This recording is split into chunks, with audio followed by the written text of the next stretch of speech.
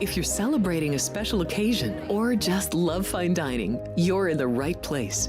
Come experience the crown jewel of South Point restaurants, Michael's Gourmet Room. Welcome. With over 600 different types of wines and magnificent dishes prepared tableside, you'll revel in the rich classic Vegas decor and the best black tie service in the world. This intimate gourmet room has earned accolades galore. Come to Michael's Gourmet Room for an unforgettable dining experience. Another famous restaurant is the Silverado Steakhouse, where you'll find the charm and service that discerning patrons require. From top quality steaks and chops to fresh seafood and desserts, you'll love the award-winning wine list and menu at Silverado Steakhouse. Steak lovers have even more options with primarily prime rib. Catering to hearty appetites, the menu features a variety of flavorful prime rib cuts, dry aged to ensure tenderness, and then seasoned and slowly roasted. Although prime rib is our specialty, it's not the only thing on the menu. There's something for everyone. South Point Casino has plenty of attractions for the whole family. Catch a movie. Our 16-screen movie theater includes 2 XD Extreme screens for the ultimate in viewing, sound, and luxury. After the show, treat the family to a variety of treats at our old-fashioned ice cream parlor, Kate's Corner. We scoop up a variety of creamy concoctions, including smoothies, hand-dipped cones, milkshakes, malts, sodas, and sundaes. At Kate's, there's something for everyone. And if you've still got time to spare, our bowling center might be right up your alley. Voted Best of Las Vegas, it's a great place for friends and family fun. 64 lanes, a pro shop, snack bar, and arcade. And while the kids are bowling, you can play slots and sip on a drink in the Alley Cat Lounge while overlooking the lanes. For our more serious and professional bowlers, the South Point is also home to a separate tournament bowling plaza. Ready to ramp up your excitement for playoff football? Join our hosts as they break down the matchups, key angles, and futures markets in the final episodes of Football Frenzy. You got Josh Allen on one side, right? But they are pretty beat up. You look at these two teams and you say, wow, they did really well against quality opponents. Their Bears are going to pile it on. It'll be through the arm of Caleb Williams here. Think this number's gotten too high? Definitely like the Niners. Don't miss your chance to cash tickets and root for your favorite team. Stream Football Frenzy every Friday at noon Pacific.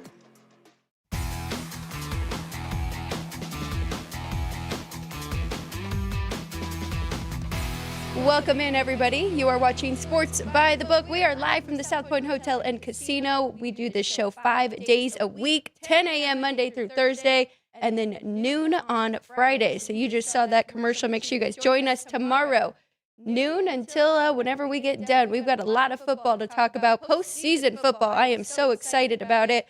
But we have a lot to talk about today as well. We've got college basketball, we've got hockey, and we have a great guest coming up in less than 5 minutes. Dwayne Colucci, everybody's favorite sportsbook manager over at the resort at Summerlin, so he'll be joining us shortly. You just heard somebody yell Colucci in the background. That is my trusted co-host here. Couldn't do it without him. Brian McCormick. I'm Alex White. Brian, we need a bounce-back day. I've been bragging. I've been, pumping us up since the new year, but we're going to have those days. So I expect today to be a lot better. Overall, though, trends and everything, what'd you find out from yesterday? Yeah, everybody has those days. Everybody makes mistakes. All right, I'm going to stop there. But yesterday, to recap, Wednesday, we'll go to the hardwood first, talking in the NBA. 7 games yesterday. Favorites went 2-5 straight up. Not a good day to play favorites in the NBA. 1-6 against the spread. The final game of the night, the Los Angeles Clippers were the only ones to win and cover as a favorite yesterday in the NBA. Totals also went 3-4, 3 overs, 4 unders there in the NBA. Going to men's college basketball, 3 top 25 teams go down. Vanderbilt at Texas, North Carolina at Stanford, and Georgia at home against Ole Miss. But looking at favorites across the board, 61 total games, 37-24 straight up. 22-39 against the spread, and totals were 31-28-2, 31 overs, 28 unders, and 2 pushes there for the totals. Favorites in the NHL were 4-0 straight up, 2 of which covered the puck line, and totals were 2-2. The Grand Salami did go over. without the Vegas Golden Knights games, as the Senators and Rangers score 12 themselves, covering half of that Grand Salami. But yeah, 1 and 2 on the whiteboard yesterday. I did to go with an underdog in the Kraken. They looked pathetic against the Devils, giving them an overtime win with a breakaway. And then the Knights do manage to get it done in overtime themselves, thanks to a great play by Jack Eichel, going around the net, feeding to Mark Stone there for the overtime winner, but they did not cover the puck line. So 1 and 2 on my whiteboard yesterday.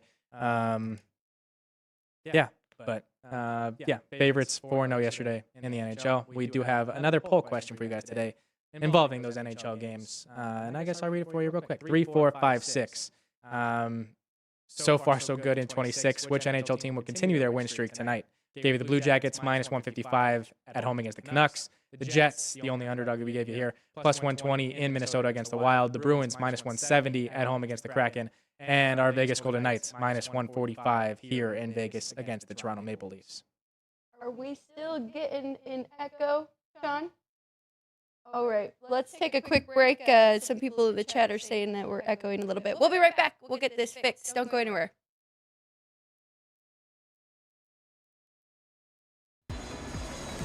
Heading to Las Vegas to catch the action at Allegiant Stadium? Skip the traffic and the sky-high room rates of the Strip. Book your stay at the South Point Hotel, Casino, and Spa. The South Point is located just 7 miles away from the stadium, and it's a quick trip up the freeway, making it an affordable rideshare or taxi ride. And don't worry about getting here when you land in Vegas. We offer a convenient airport shuttle to get your getaway off to a stress-free start. Shuttles are also available on Raider game days for a small fee. So whether you're rooting for your team or seeing your favorite band in concert at Allegiant Stadium, South Point Hotel, Casino, and Spa is your ticket to all the excitement.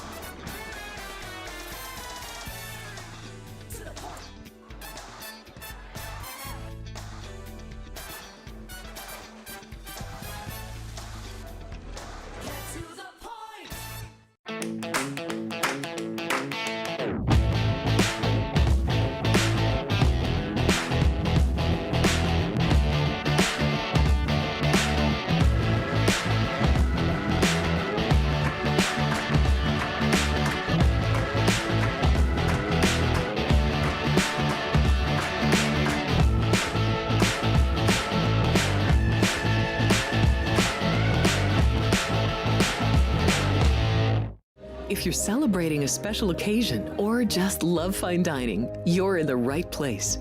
Come experience the crown jewel of South Point restaurants, Michael's Gourmet Room. Welcome. With over 600 different types of wines and magnificent dishes prepared tableside, you'll revel in the rich classic Vegas decor and the best black tie service in the world. This intimate gourmet room has earned accolades galore. Come to Michael's Gourmet Room for an unforgettable dining experience. Another famous restaurant is the Silverado Steakhouse, where you'll find the charm and service that discerning patrons require. From top quality steaks and chops to fresh seafood and desserts, you'll love the award-winning wine list and menu at Silverado Steakhouse. Steak lovers have even more options with primarily prime rib. Catering to hearty appetites, the menu features a variety of flavorful prime rib cuts, dry aged to ensure tenderness, and then seasoned and slowly roasted. Although prime rib is our specialty, it's not the only thing on the menu. There's something for everyone.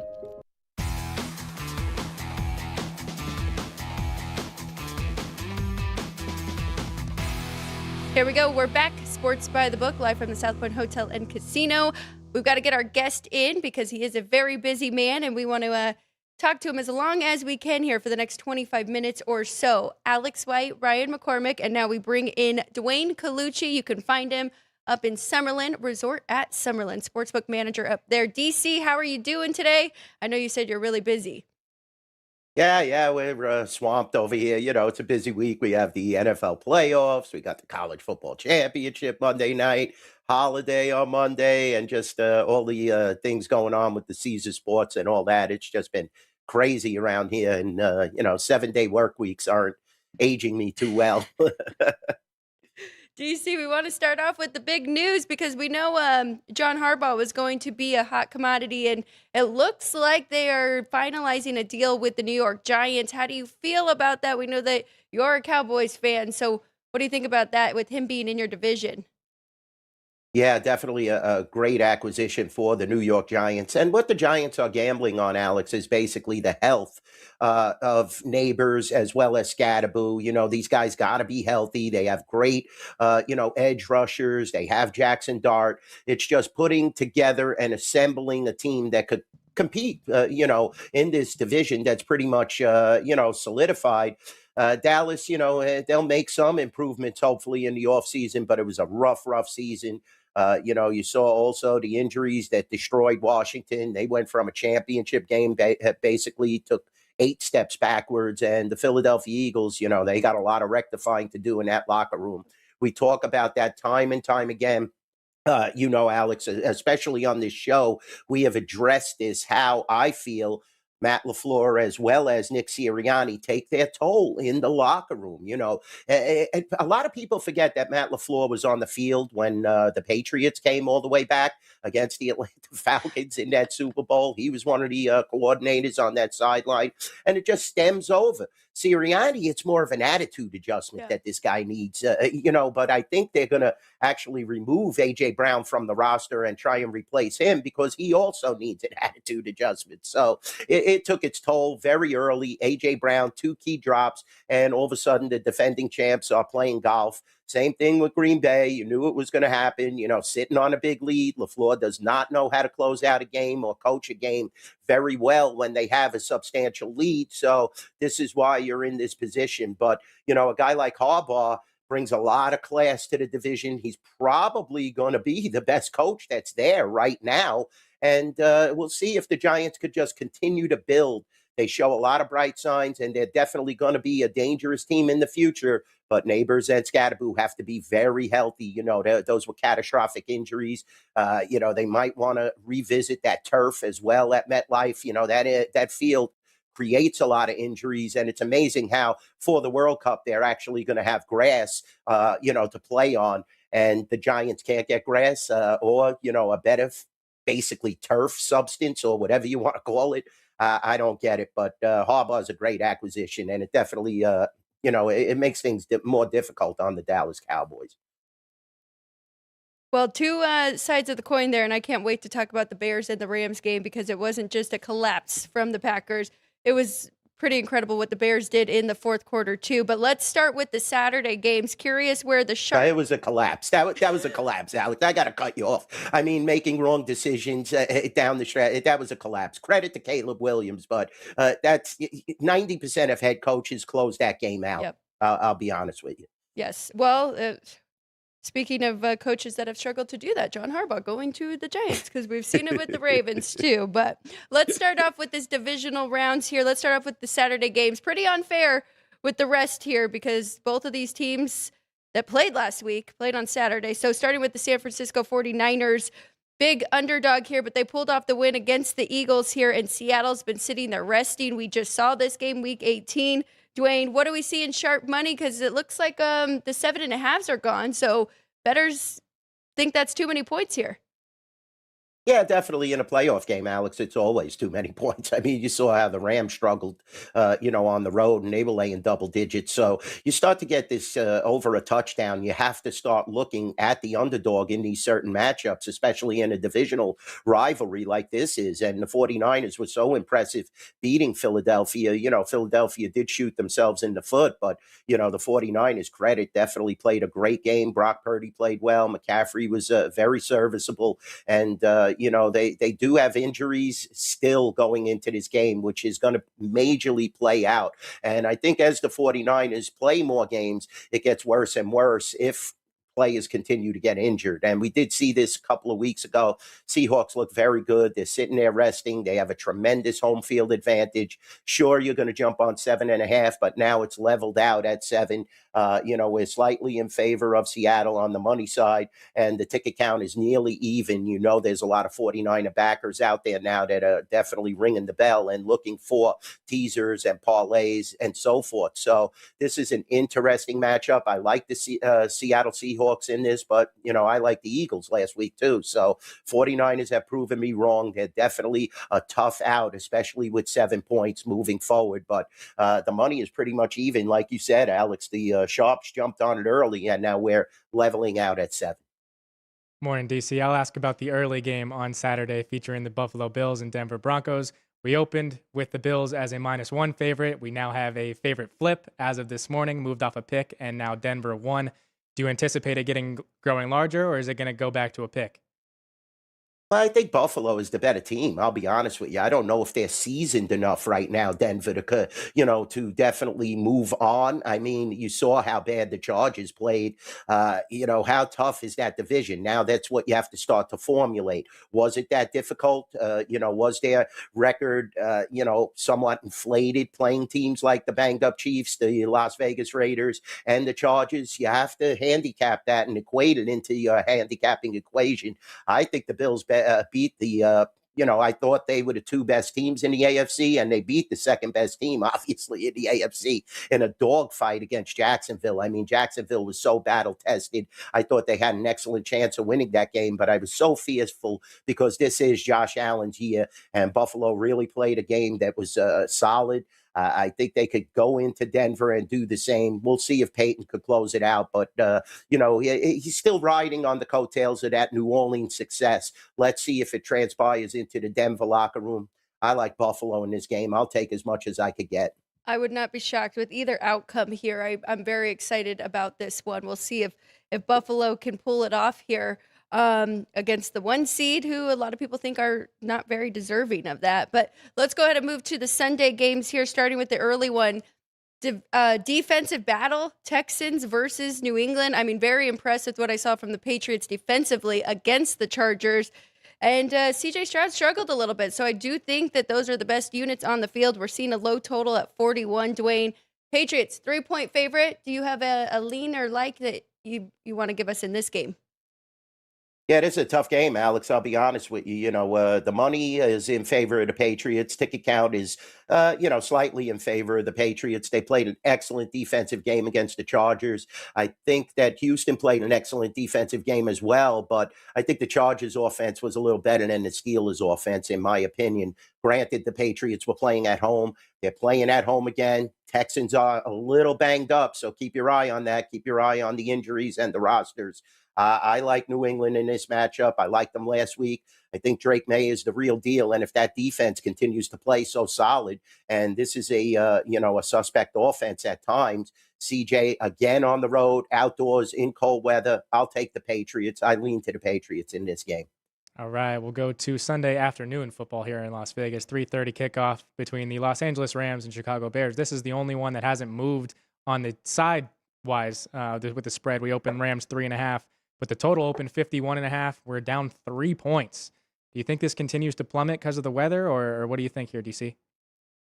I guess it's the weather, Ryan. I mean, these are two high-powered offenses when they start to click. I'll be honest with you. I mean, the Rams put up points, and you saw what Chicago could do when Caleb's on top of his game. So kind of shocked. I guess there's going to be really bad weather, but I'll take points at home. I mean, I took them last week. I thought the Bears were the better team, and I think that they could definitely compete at a high level here. Carolina pushed the Rams to the brink. That was a last-second win, basically, and they had the game in their grasp. I think Caleb's a little better than Bryce Young. You get this fired up home crowd. I'll take the 3.5 at home all day. What we're seeing across the counter, like you said, is very even. Money is even, and the ticket count is slightly in favor of the Rams, but those are just those teasers and parlays that people start to ride Los Angeles, money line parlays, teasers, and so forth. But I like the Bears in this particular matchup. And then, Dwayne, next Monday, we get the national championship here in college football, Miami and Indiana. What do you make of this line? There are still 7.5s out there, but here at the South Point, we are at 9. We know that you guys move off of money, so that must mean you got some big bets here on the Hoosiers. Total 46.5. What are you doing with this one? Do you like anything, or is it a stay off? Well, Alex, I'm looking at the board. I don't see any 7.5s. I wish No? I could see a 7.5. I'm seeing a lot of 9s and 8.5s now across the board. My friend Steve Mickelson up at Atlantis is at 9. All across town, next door, 8.5. So it's going to be a difficult game to get any money on Miami looking and moving forward. So, the Sharps jumped all over Indiana. They look so good. Ticket count is 3-1. Money count is 4-1. All the parlays, everything is going to be on Indiana. I think Miami has a chance with 9 points, without a doubt. But this Indiana team is at another level. They're so efficient. I liked Oregon in that last game, and they just got blown out. It was utter destruction. Miami has played 2 solid games in a row. Let's see if they could continue on. But this is a very tough matchup to garner any money on Miami moving forward. But, Beck's a gamer. He looked really good in that last game. And that defense at times, if they could shut Indiana down, they have a chance to stay within the point spread. If for your money line takers in Florida, plus 290 here at the Rampart and South Point, definitely it's worth a shot. This is the national championship game, the final game. We've seen a lot of parity in these games. Let's see how it finishes up. But so far, it's been one-way money at the resort at Summerlin. All right, DCL, we'll move off the gridiron. I am curious about some pucks before our chat is asking for the ponies. But starting with your Canadians on the road in Buffalo, taking on the Sabres. They played earlier this year, but they have 3 matchups all within the month of January coming up. So what do you think of your Habs here tonight? Tough game, I'll be honest, Ryan. I was sick that they blew that game against Washington. I mean, they dominated that game for 2.5 periods and then just fell apart. And they definitely were the better team on the ice. Washington just got a couple of lucky bounces, got a lot of shots on net, too.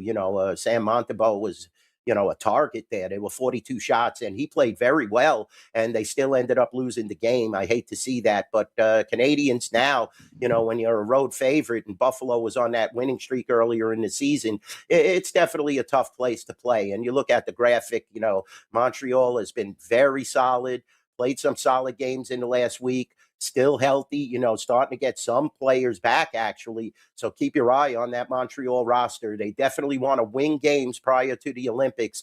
This is a winnable game, but it's still on the road. Very tough matchup. Slight lean to the Canadians. I haven't seen who's going to be between the pipes, if it's going to be Fowler, Dobish.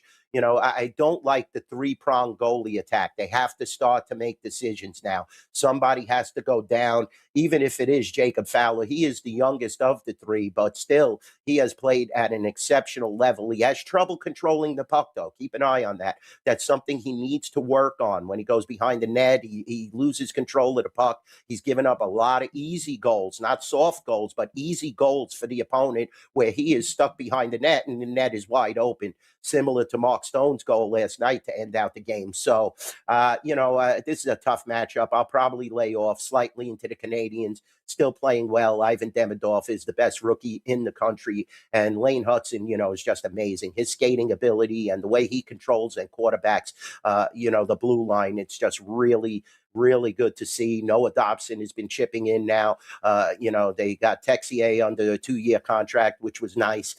A lot of good things happening in Montreal, and maybe a year too soon because you see these Lightning. I mean, they're ridiculous. And when they play at that level and Kucherov has confidence, Vasilevsky has confidence, it's very tough to stop.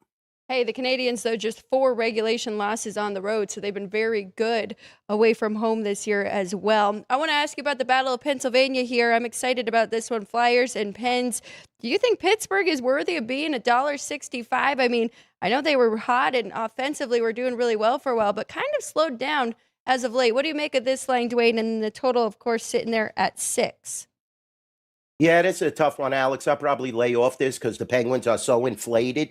It's the battle, like you said, of Pennsylvania, and should they be 165? They played some excellent games. The Flyers are, maintaining their abilities, but this is a very difficult game to handicap, in my opinion. A definite layoff just because the line is so inflated. I understand what you're saying, and I'm looking at the ticket count and the money count, and it's, a lot of Flyers flyer takers now. We're seeing the money at 2-1 on the Flyers. So I anticipate this coming down if you like the Flyers in this matchup. This is a layoff for me. I want to see also the goaltending matchups before I make my decision on this game. All right, curious about the final one of the night here in Las Vegas. The Knights taking on the Maple Leafs. Knights are on their longest win streak of the season. You think they can keep it going? Definitely. I mean, Toronto, you know how they are, and Mitch Marner scored last night. So if he could, transpire that into a streak, definitely the Golden Knights have a great chance in this matchup. As you could see, they're still first in the Pacific, staying ahead of Edmonton. I love that. Mark Stone has been incredible, guys. Look at this guy. I told you, once you have your captain back on the ice, that's when things start to solidify. Jack Eichel with that sliding pass last night right in front of Stoney. Unbelievable the way him, Theodore, and Eichel, excel in that 3-on-3. That was a tough game, though. So, you understand why the line is so low. But I think the Vegas Golden Knights could definitely transpire that into a longer winning streak. Beat the Maple Leafs tonight. I like the Golden Knights. I'll lay that 145 at the Fortress. It's not that deep of a travel from LA to Vegas. Yep, go ahead, Ryan, because I think somebody actually said it in the chat, right? Yeah, we did have Dean Hilt letting us know that he will be in Santa Anita tonight. 80-degree weather down there. So do you have any pony plays today? I'll tell you the truth. I wasn't really looking, Ryan. I got to be honest with you. So, I ran second last night on Ralph's show at the Turfway Park. The horse uncorked a wild rally at 5-1, and it was just beaten by a better horse. The favorite happened to win the race. I mean, I hate to give out a favorite, but look at the 3 at Santa Anita, Dean. The 1 horse, Jedivada, Marco DeMuro. A lot of positives there. Pete Erton, he started to win races at Santa Anita now. It's good to see Santa Anita with an extended week. And I'll look at this horse. He's 9-5, but I'll key him in a lot of exotics. Look to use the 1 horse, that is Jedivada, in the 3rd race at Santa Anita on top of the 2, 3, and 6. So key the 1 Jedivada on top of the 2, 3, and 6 in the 3rd race at Santa Anita today. Dwayne, you're the best. Make sure you guys follow him on X at NYBookie. Dwayne, we appreciate you. We'll get you out of here because I know that you are super busy over there. But have a great weekend, and we'll check in again next week. Thanks, guys. Sorry to cut it short. We'll be on longer next week. Really appreciate the support. Have a great one, and continue to listen to Ryan and Alex. This is the best show on the airwaves, on YouTube, anywhere. Follow Sports by the Book. The best information for betting, trends, everything, and you get the bookmaker perspective. Don't forget that. Nobody else gives you that. Nope, 3 days a week, too, and everybody seems to love it, where we've got Chris Andrews, Dwayne on Thursdays, and then a combination Vinny and Chris on Friday. So thank you, Dwayne. We're going to take a quick break. When we get back, we're going to recap, kind of start it over here. Let's go back to trends from yesterday, look forward to today, and give our best bets by the end of the show. Thank you, everybody, for tuning in and dealing with us with our audio, but we are back, and we'll be back in 1 minute here on Sports by the Book. South Point Casino has plenty of attractions for the whole family. Catch a movie. Our 16-screen movie theater includes 2 XD Extreme screens for the ultimate in viewing, sound, and luxury. After the show, treat the family to a variety of treats at our old-fashioned ice cream parlor, Kate's Corner. We scoop up a variety of creamy concoctions, including smoothies, hand-dipped cones, milkshakes, malts, sodas, and sundaes. At Kate's, there's something for everyone. And if you still got time to spare, our bowling center might be right up your alley. Voted Best of Las Vegas, it's a great place for friends and family fun. 64 lanes, a pro shop, snack bar, and arcade. And while the kids are bowling, you can play slots and sip on a drink in the Alley Cat Lounge while overlooking the lanes. For our more serious and professional bowlers, the South Point is also home to a separate tournament bowling plaza.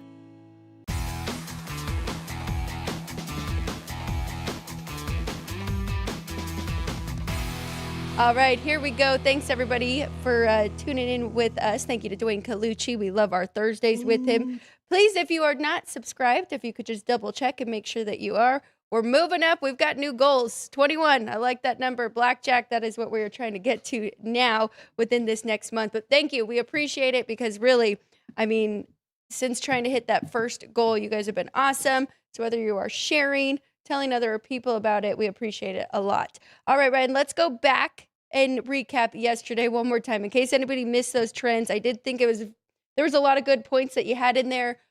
Pretty crazy because the totals were almost even on the night last night in all three sports. And then dogs were very good, both in NBA and college basketball. Maybe not winning outright, but definitely against the spread. Yeah, we'll echo the echo of the echo that we had to start the show of the echo. Okay, so going back to the hardwood, we'll start in the NBA. 7 games. Favorites went 2-5 straight up, 1-6 against the spread. The only favorite to win and cover were the Los Angeles Clippers, hosting the Washington Wizards yesterday. Totals went 3-4, 3 overs, 4 unders there in the NBA. Talking men's college basketball, 61 total games. Favorites 37-24 straight up, 22-39 against the spread.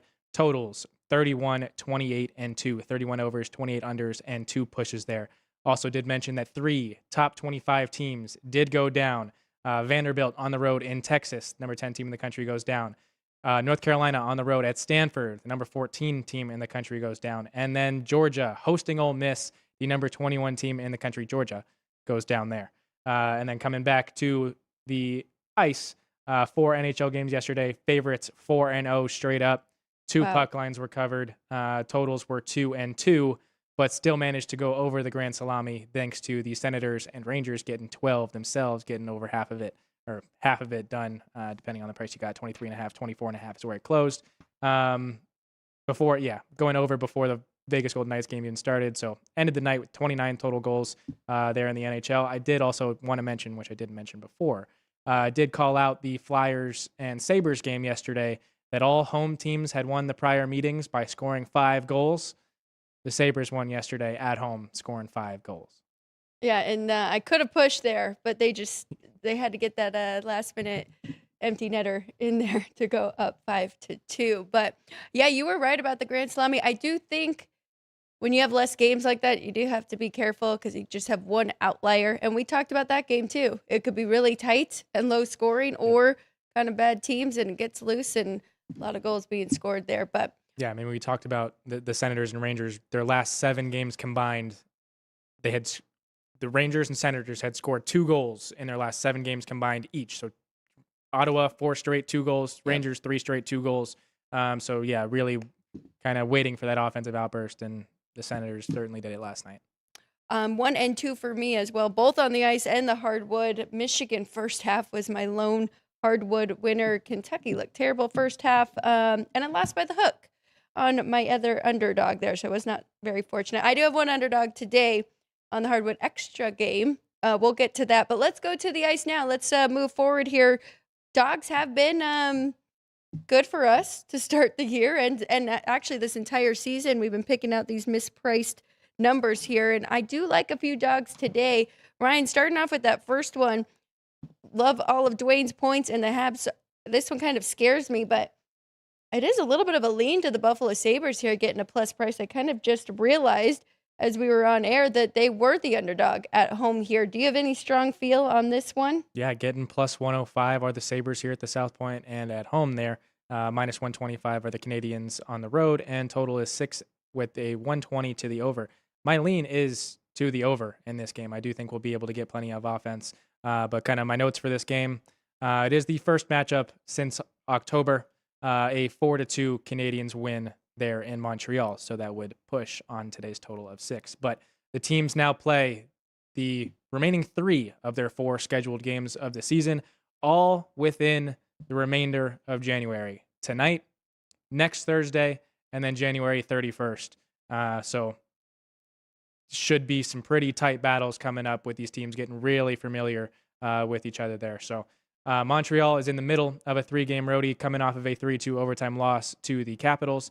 They have not lost, the Canadians here, have not lost consecutive games since losing 2 at home at the start of December. Have not lost consecutive games on the road at all this season. Wow. So they have been really good at getting things back together, especially on these business trips, these road trips. So that is my caution there with the Sabres here. But Sabres back half of a 5-game homestand before they go on a 5-game road trip themselves.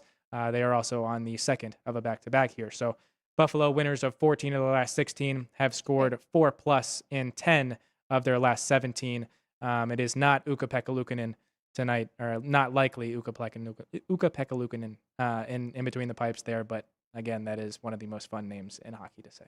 Well, exactly. And the fact that he actually has a video out there of him saying it helps a lot to get to nail that one. But Ellis, it looks like it will be Colton Ellis. Let me check his numbers. 3.11, 900, so not bad at all. So I'm with you. I do like the over. I made this game 6.5. Don't really know why we are getting a 6. Both of their median numbers are 4 goals for, 3 goals against with Ellis in the pipes. That kind of helps us even more with that over. And I lean to the Sabres. I made a -115 here at home. Might be a little undervalued on Montreal in both of our top 10s, right? So maybe a little undervalued there for me with the market. So, but it is a lean to the dog there. I'm going to take the over, though. That is going to make the whiteboard for me as well, Ryan. Okay. All right, we'll go down to or over to Boston here. The second, or the away team, also on a back-to-back here, mentioning the Sabres, but the Kraken here on the second of a back-to-back in Boston against the Bruins. Bruins a -170 home favorite. Looks like that is, there is a 165 available, but there are also 180s. So South Point 170 for the home team, plus 150 on the buyback for those Kraken. And the total is 6 with 110 both sides. I know the Kraken kind of burned you yesterday, but I think that number is way too high on Boston. And I know you and I are a little bit higher on them than others, but that market is kind of crazy here. I made them 135 at home. So I'm definitely jumping in with this road dog here. And we've been kind of following those back-to-backs. They're coming off a loss. They'll be ready for this one. It's a business trip away to away. Now, with that being said, they did end up playing Grubauer yesterday, and I thought he was playing tonight. So we don't have the best goalie in net. It is going to be Joey Decord, but I think he'll be just fine in this spot. Looking at those numbers, pretty even there with Jeremy Swayman, which is saying a lot. So, yeah, I'm going to take a shot here on the dog. I do think the -170 is the difference in your number compared to where the market is right now is a bit of recency bias because the Bruins have looked so good as of recent. The Bruins winners of 4 straight, back-to-back shutout wins. That's right. Outscoring their opponents 18-3. Their last loss, however, was in Seattle. These two teams played 9 nights ago. Seattle won 7-4 in that game. That was the last game of a homestand for the Kraken, or last game at home for the Kraken, before they went on a 5-game road trip, which they are now in the back half of. They go to Utah on Saturday. So Kraken, losers of 3 of the last 4 after winning 8 of the 9 prior. That 8th game in those 9 were against the Bruins here. So all 3 of those losses in the last 4 were by a final score of 3-2. Just a fun note there. And if you expand it to their last 4 losses, so the game before their kind of 8-game or that 9-game prior, so 14 games ago, that was also a 3-2 loss. So 3 of those 4 were in overtime or shootout. But I really think that the Bruins are going to remember that 7-4 game to start this win streak that they have, and they're going to have a lot to prove here tonight in their home building. So not laying the 170, but I am much more inclined to taking the puck line here, getting plus 150. Well, there you go. I mean, plus 150, plus 150. We could get middle. Two-way action. It could be bad if Boston wins 3-2 here, but we got a shot. One of us winning some money here. That is very interesting about the Kraken because 3-2, so they've been very competitive even in their losses. So they've lost the last 4 games by 4 goals. So, all right, 2-way action. Let's keep it moving here. Let's go to the Battle of Pennsylvania. All right, the Keystone State. We got the Flyers on the road in Pittsburgh. Flyers losers of 3 straight. Flyers losers of 4 straight. Penguins losers of 3 straight. The Flyers have been outscored 19-6 in those last 4 games. They lost to Toronto, got outscored by Tampa Bay 12-3, and then lost last night 5-2. So the Penguins losers of 3 straight, all of which were tight battles. A 2-1 loss to Calgary, a 1-0 shutout loss in Boston, and then a 2-1 shootout loss to the Tampa Bay Lightning, who have been outstanding the last 2-3 weeks. So the Flyers, last one in Pittsburgh in 2023. December 3rd, 2023 in a shootout. They are 3-10 in Pittsburgh since COVID. And then since it is this kind of rivalry, you guys know I love bringing it in football. But all time in Philadelphia, the Flyers are 117, 53, and 8, winning 66% of the games in Philadelphia. This one, however, is in Pittsburgh. So the Flyers are 72, 88, and 22. So 72 and 110 on the money line in Pittsburgh. Just a 40% money line there for the Flyers. So with that being said, I do think the Penguins will be able to get it done. They have been playing some very tough games. This one will not be any different, should not be any different. These teams hate each other. Their fans hate each other. So, yeah. What say you, Alex? Ooh, well, with all those numbers, I mean, I did like the Flyers, but it sounds like both teams kind of protect their home ice, and makes sense in a rivalry like this. But I think that number's too high. I got a 20-cent difference there, taking the Flyers plus 145. Maybe it'll be a smaller bet.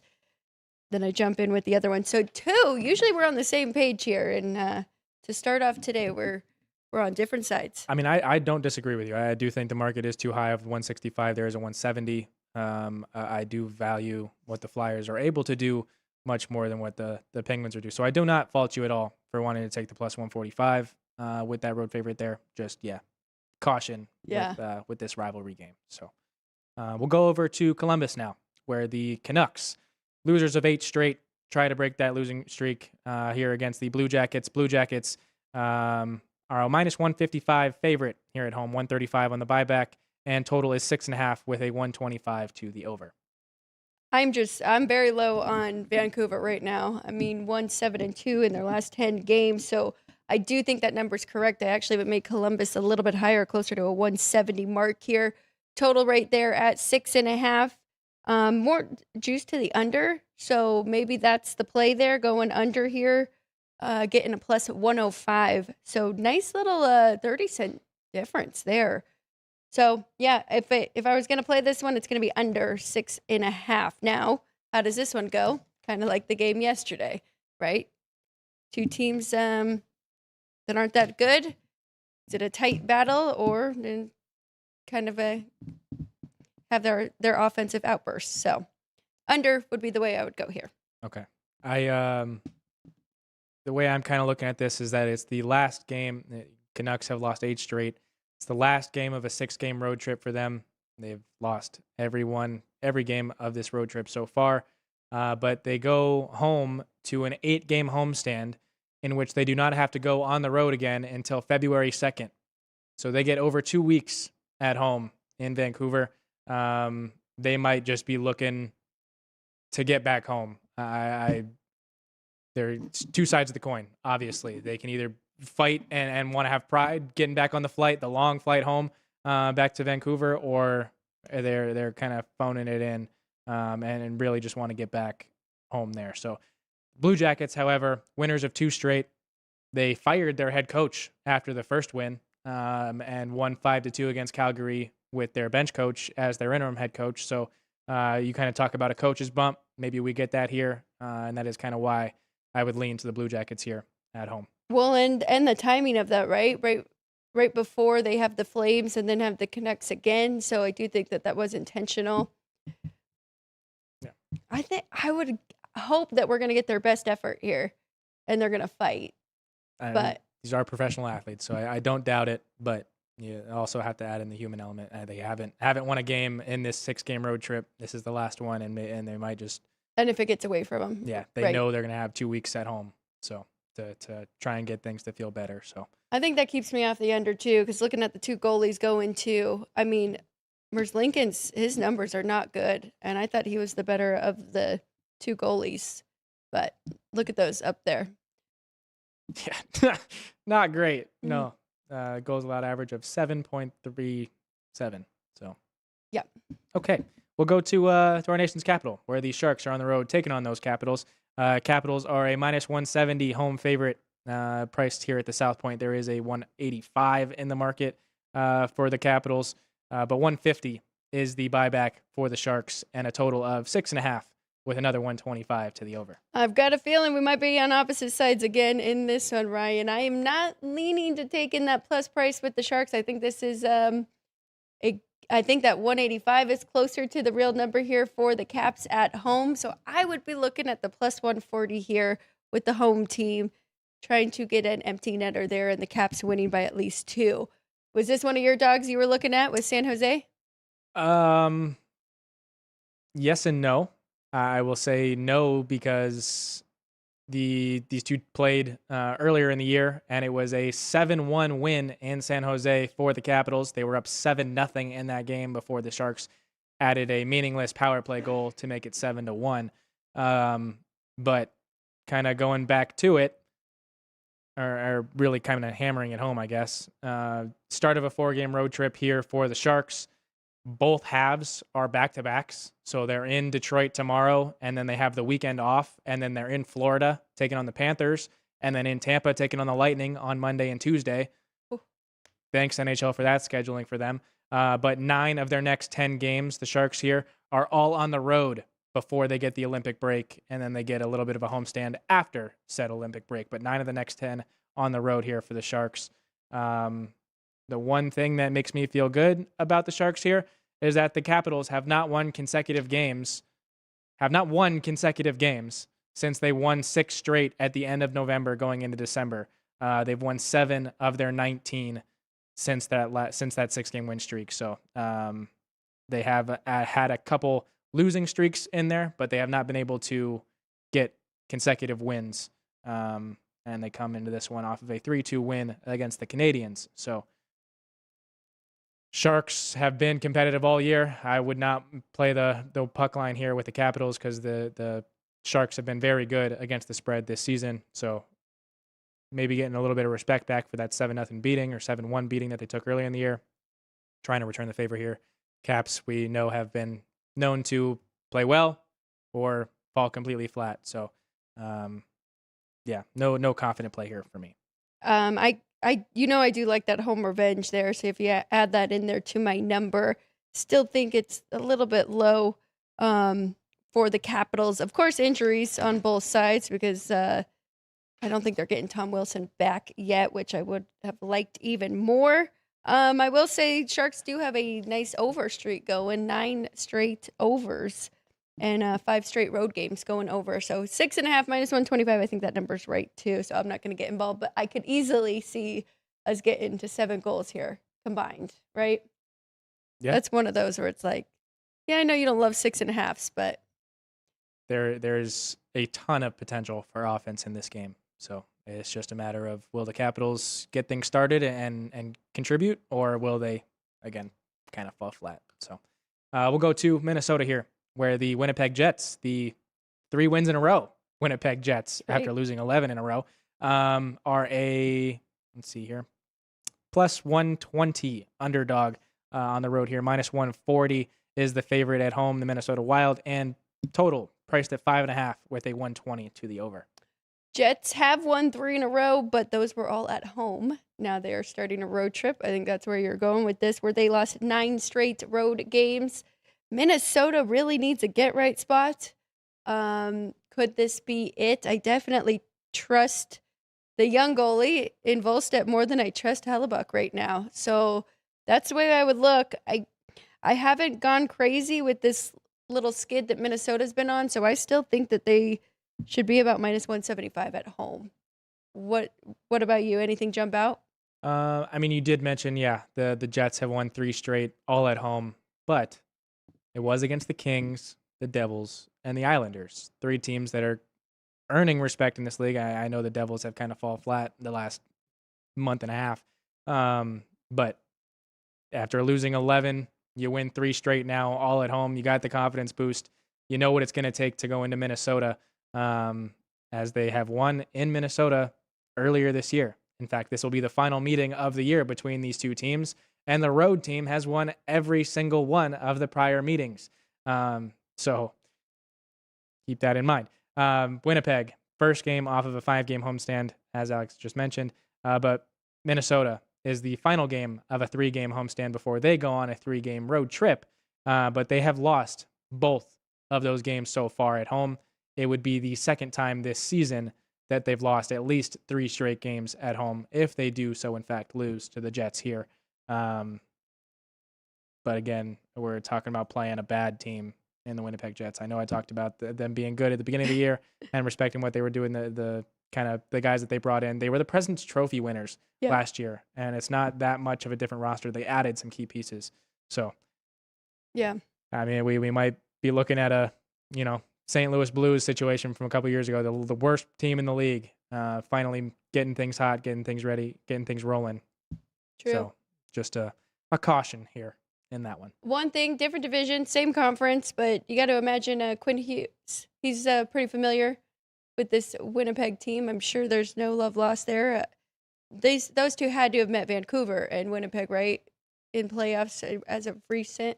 Vancouver has been out of the playoffs for a while. Yeah, you're right. But so have to go back a little bit farther. Yeah. But very familiar. I'm play enough.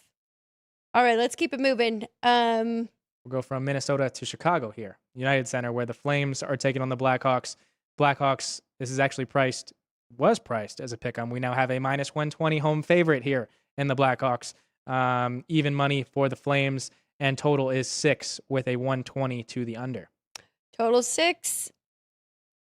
Can't believe I'm doing it, but I like the under here at 6 -120. I made it 5.5. So yeah, I think we're getting a good value here with both of these goalies going. I mean, if we could put up the numbers there for Spencer Knight and Dustin Wolf. Dustin Wolf's not close to as good, but still decent enough. 3 goals against average there. But Spencer Knight, 263 goals against average and a 910 save percentage. So I do like this under, Ryan. Median numbers, both of them are equal 6.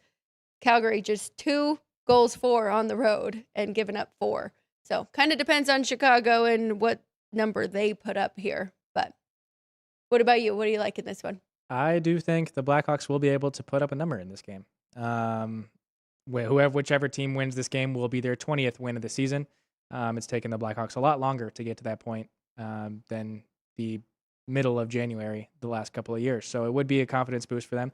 They should be getting, Jern, keep this in mind, should be getting Connor Bedard back from that flu bug, but they will not be getting Teuvo Teravainen, Turbo, back here tonight. So missing a big piece of their offense, but getting the most key piece back here with Connor Bedard should be. So I liked it this morning, minus the .5 here with the Blackhawks. They have won both of the prior meetings earlier this year by that puck line. So granted, both of those games were back in November when we were fading the Flames. Yep. But it would be, I'm going to be confident here in my team being able to get it done here at home. It was a 220 price this morning. It looks like we have had action on the Blackhawks this morning, so it's now down to 210. But getting 2 units here, taking a chance. I don't hate it at all. I definitely think that they should be the favorite here at home. I'm seeing might be Devin Cooley. So I guess different sites have different things. So if you do check, follow them on if anybody's betting this and they really want to know between Dustin Wolf and Devin Cooley, I'd suggest following the Twitter pages, and then they will announce who was out on the ice first, right? Okay, so I'm going under. Ryan's going puck line. So we need a 3-0 shutout here for Spencer Knight. That's not too much to ask. Yeah, no, we can see it happening. All right, we'll go to over to Edmonton, where the Islanders are on the road, plus 145 there for the Isles. Oilers are minus 165 home favorite. Total is 6.5, 110 both ways. Ryan, would it scare you to go under here with the Oilers? We know that's how the Islanders do want to play. Right. Been a very good under team this year, but Sorokin's come back to earth a little bit. Dang, I thought we were getting Tristan Jarry back, but what do we have on that? We do have Tristan Jarry. Okay, so Goalie Post says Tristan Jarry. RotoWire does have Connor Ingram, so it could be Ingram. But either way, I made it 6 over 23. We're going 6.5 minus 110. And it's not really quite 20 cents even there. So this is a pass for me. Anything that you like? Yeah, no, I would be spooked on that under. Yeah. We do have plenty of potential for offense in these games. I do get the Islanders play a good amount of defense. They did just draft their number 1 overall pick last year on the defensive side there, but both teams are capable offensively. Tristan Jarry did play in the last one against the Predators, made the mistake coming out way too far, and ended up costing the Oilers there an overtime loss in Nashville. So coming back home where they are 11-9 so far this year on the money line, 11-5-4. I do think we'll end up getting a tight game, possibly an overtime price here, but yeah, nothing really confident here for me. So Oh, I like that. Looking for a draw in regulation. Will you go ahead and check the last game on the schedule too? Sure. I will be at that game tonight, and I've got a nice streak going where it goes to overtime. So, all right. Well, while I look those up, we have the Dallas Stars in Utah taking on the Mammoth. It is a pick'em. Here at the South Point, other places in the market, they are juices to the Mammoth here, 115 in some spots. But anyway, here at the South Point, pick'em 110 with a total of 6. Also, the 110 price. I'm really not surprised with this number here. I do think that is correct, and Utah is worthy of being a pick'em here against Dallas. Looking at their last 10 games, it has not been good for them. 2-4-4. So a little bit of a struggle here for Dallas. I believe it is Jake Ottinger, and that is what we have on our board here too. So I've got nothing, Ryan. I think those numbers are correct. -110, no value. If you took the Stars, expected them to have a little turnaround here, I wouldn't fault you, but nothing for me in this one. Yeah, nothing for me either. But going back to the Islanders and Oilers, it looks like here in Las Vegas at a different book, it is 3:15 for the game to go to overtime. And then this next one, we'll talk about the final game of the night here in Las Vegas. Toronto Maple Leafs here taking on the Golden Knights. We did just move to a -135 here at the South Point for the home team, home favorite, +115 on the buyback. Total is 6 with a 120 to the over. And that one is also $3 to go into overtime. Sweet. I will take a little bit of pizza money on that, but I'm definitely going to be playing VGK at -135. I made them closer to -160. I understand Toronto has been playing good hockey, but I definitely think Vegas is the better, more complete team, and they are playing really good right now as well. It'll be interesting because next week, Vegas goes to Toronto. So this is the first time Mitch Marner will play against his former team, and the next week, first time playing back in that building. What about you? Are you with Dwayne and I? Are we getting the stamp of approval? Why not? I foreshadowed it a little bit, gave them their 6th win of their season-long 6-game win streak already. They're at 5 right now. But yeah, I do think the way we get done. Talk about Mitch Marner getting hot, scoring a goal last night. Mark Stone scored 8 straight. So yeah, I do think we'll get the offense. They said that on the broadcast, but I thought there was one game where he didn't score in there. I'm quoting the broadcast, so I did not look into it. I will now have to. But yeah, I would be going with the Golden Knights here. But yeah, do think they will get done. A revenge game for Mitch Marner. So you're not going to be able to get a good price on him to score a goal tonight because everyone's going to take that into account. But I do think he'll be able to get it done. We got to start looking at assist and points and things because, Eichel's been on a roll. Mark Stone did not score in San Jose against the Sharks. He did, however, have 3 assists, but goals in 8 of the last 9. There we go. There for Stoner. How many goals did they score in that game in San 9, Jose? 10. They scored 7 total goals there. He assisted on 3 of them, but he scored 10 goals in the last 13 games for the Golden Knights. Wow. So, yeah. 12 in the last 15. 12 in the last 16.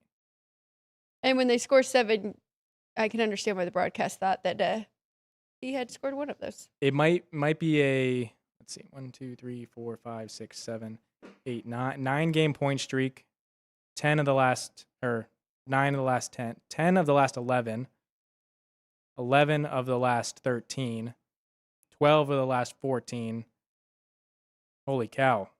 Going to the start of December. Yeah, Mark Stone is on a point heater since coming back from injury. Love it.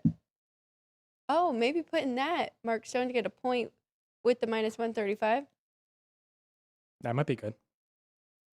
It's probably a Nice same game parlay there. pretty juicy price even for him just to get a point. We do have our poll concluded here. We can go through that. We also had ticker trivia. I forgot to announce it when it first dropped, but I need a second to get my whiteboard going. Do you, or are you ready to go? I'll fill mine in while you're going over yours, but we can go with today's poll and then the ticker trivia presented by City Light Shine. But first, today's poll: 3, 4, 5, 6. So far, so good in 26. Which NHL team will continue their win streak tonight? All odds via the South Point here. So the Blue Jackets going for their third consecutive win, -155 favorites at home against the Canucks. Winnipeg Jets going for their fourth consecutive win here. They are +120 underdogs in Minnesota, taking on the Wild. Bruins going for their fifth consecutive win, -170 at home against the Kraken. And our Vegas Golden Knights here going for their sixth consecutive win, priced as a -145 favorite against the Toronto Maple Leafs. And our viewers, as similar to yesterday's poll, are going, go Knights, go, saying 65% of them going with the Knights to be able to get their sixth consecutive win tonight. Going to ticker trivia presented by City Light Shine, available at Lee's Discount Liquor, Total Wine, and of course here at the South Point Hotel and Casino in Las Vegas. It was a football question for you guys today. One of football's greatest defensive players of all time, Hall of Fame linebacker Lawrence Taylor, formally announced his retirement from professional play on this date in sports history, January 15th, 1994. Question reads, in addition to Taylor, who is the only other defensive player to date to have won the NFL MVP award? In 1986, Lawrence Taylor became the second defensive player in league history to be named MVP after Alan Page, who did so in 1971. No defensive player has won the award since LT did back in 86. Another note from our guy Vince here, Lawrence Taylor, J.J. Watt, and Aaron Donald are the only three players in NFL history to win the AP Defensive Player of the Year award 3 different times.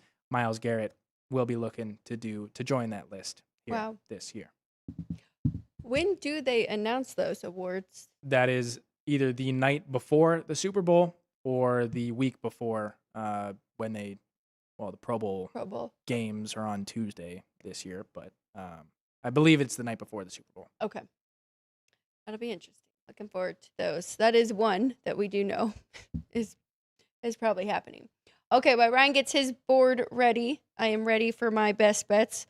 Quite a few hockey today, and I didn't even put the overtimes on there. So we were looking at potentially Islanders and Oilers going to overtime, potentially Toronto and Vegas. But I don't know. Feeling good about VGK. I might stay off of that one tonight and then regret it as I'm leaving. One college basketball, we are going with the Retrievers. We're going to the extra board here with Maryland, Baltimore here. UMBC taking them on the money line, +105. They are on the road against Bryant. About a 1.5-point dog here, so I say just take them to win outright. I think they're the better team. They're 2-0 in conference play right now. They're 9-6 on the year. Bryant 5-12, and one of the worst offenses. So I do think that UMBC will get enough going here to get this win and keep their undefeated conference play going. Then I'm going with Montreal and Buffalo. I'm going over that 6. No streaks there. Both of them off of medians. Both of them 4 and 3. 4 goals for, 3 goals against, both playing very good hockey right now. My dog of the day is Seattle Kraken. I'm taking a shot. I know they had already beaten Boston at home. Now they're going on the road. Good vibes in the city. Both of them actually have teams for NFL right now in the playoffs. So I'm taking that +150. I just think that price is wrong for Boston. Skipping over the Flyers. I'm taking the Caps. Won't do the puck line, just -170. Taking VGK -135. And then I'm playing the under here in Calgary and Chicago. Do trust these goalies. I do think we're going to stay under 6 there. We're going for a shutout there for the Blackhawks. All right. They call you Ryan Mack in the chat. So to Ryan Mack. Well, let's hope we one of us gets a winner and we don't find a way to get middled really hard here. But I am going with the Bruins minus the .5, opposite of Alex there, plus 150 against those Kraken who burned me last night against the Devils. So kind of sticking it to the Kraken there. That's more my fault, but whatever. Going with the Blackhawks minus the .5 at home against Calgary, plus 210 now is where we sit at South Point. It was 220 earlier this morning, so action there.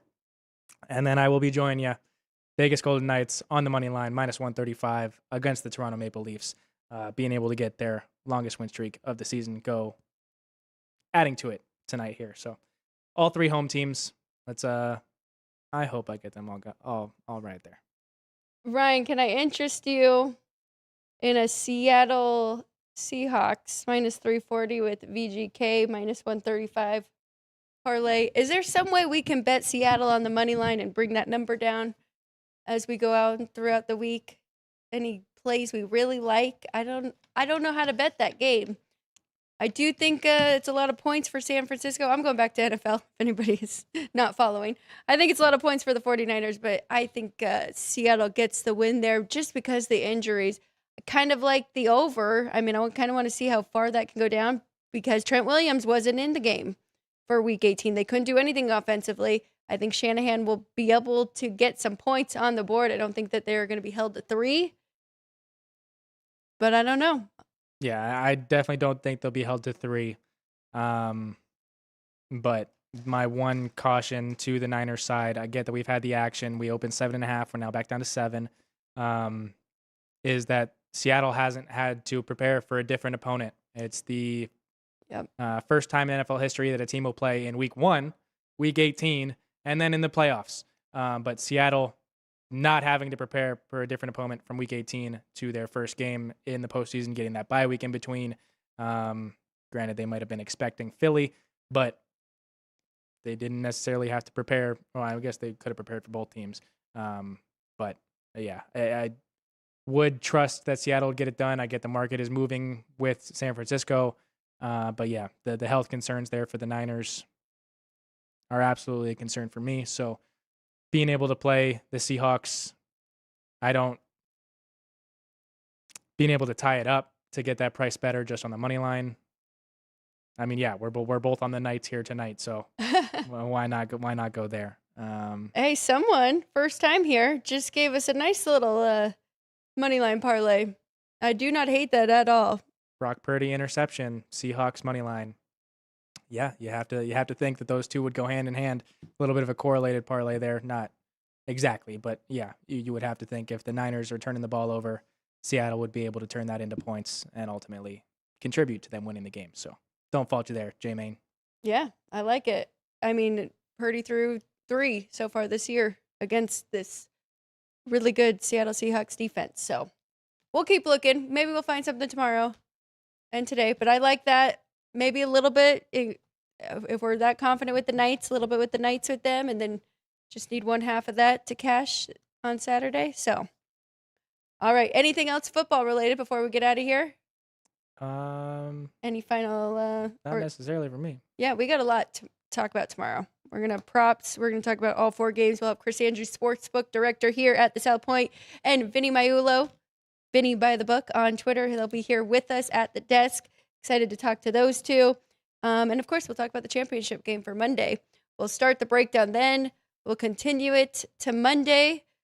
Hopefully have a guest, maybe a Miami alum we're going to try and get. So should be a good week and weekend coming up here.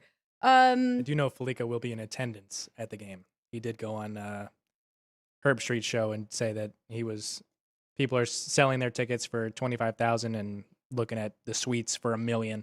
But there was no way that Felica would sell those tickets per Chris Felica. So yeah, he will be in attendance at that game.